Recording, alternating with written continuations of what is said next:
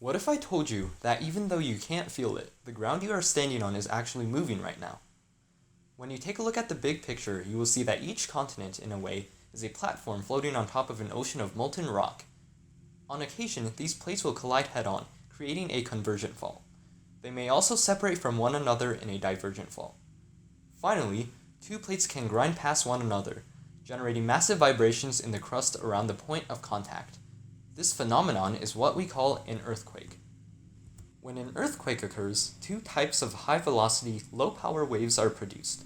The first type of body wave is a P wave, which can penetrate through the liquid outer core to the other side of the globe. The second type of body wave is called an S wave, which is slower and can only travel through solids, like the crust and the mantle.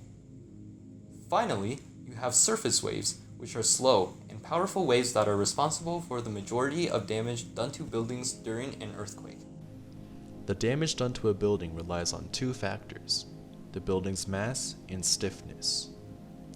These two factors form what is known as the building's natural frequency.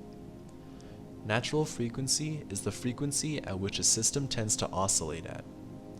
For example, when you time your pushes on a swing, the swing goes higher and higher. The same happens to buildings in earthquakes.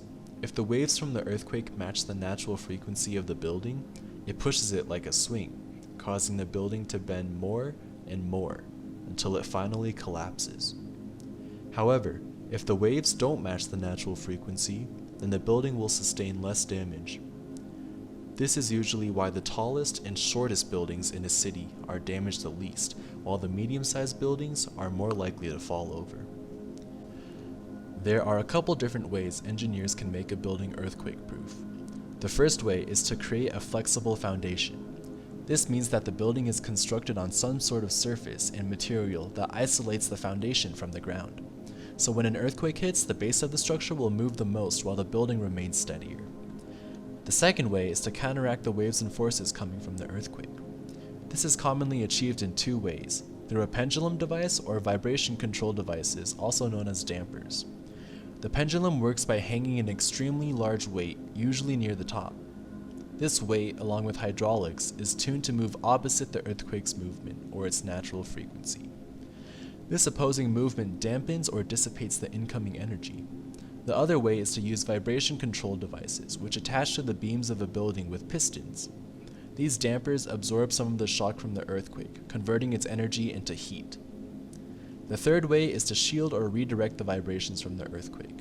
The most common way of doing this is to build concrete and plastic rings underneath and around the building.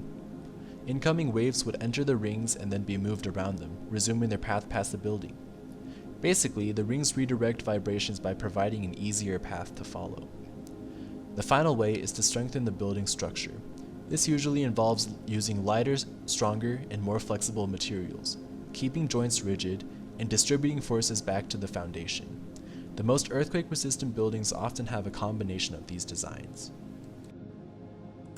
Many of these designs can be found around the world. For example, the Transamerica building in San Francisco features a flexible foundation, which is a 52-foot deep steel and concrete foundation that moves freely from the building.